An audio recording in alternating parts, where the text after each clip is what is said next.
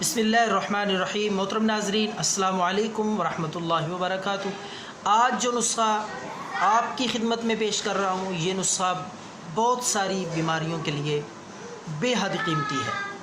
یادداشت کی کمی، دماغ کی کمزوری، جریان، منی کی کمی، منی کا پتلا ہونا، مردانہ کمزوری، اعصابی کمزوری، پٹھوں کا درد، پٹھوں کی کمزوری، اسی طرح ہاتھ اور پاؤں کا سن ہو جانا، پنڈلیوں میں درد، پٹھوں میں درد، ان کے لیے بے حد مفید اور مجرب نسخہ ہے۔ گھر پہ آپ بآسانی تیار کر سکتے ہیں۔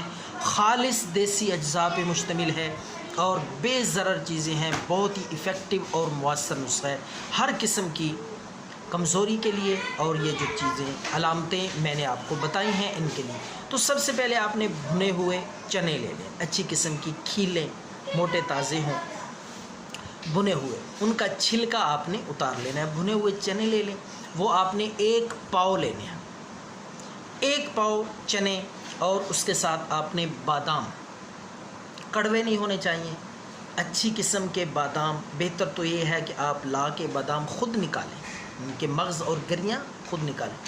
اگر وہ نہ دستیاب ہوں تو آپ گریاں بھی، نکلے ہوئے بادام بھی لے سکتے ہیں۔ وہ 1 پاؤ، یعنی گریاں نکلے ہوئے بادام، وہ 1 پاؤ وزن ہونا چاہیے۔ تو اس کے ساتھ آپ نے مصری سفید لے لینی ہے، مصری بھی آپ نے آدھا پاؤ مصری، اور سبز الائچی، چھوٹی الائچی، سبز الائچی، وہ آپ نے 100 گرام لینی ہے۔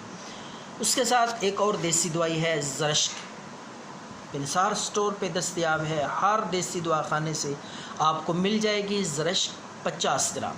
اسی طرح سونف آپ نے لینی ہے، اچھی قسم کی موٹی اور صاف ستھری سونف بھی آپ نے 100 گرام۔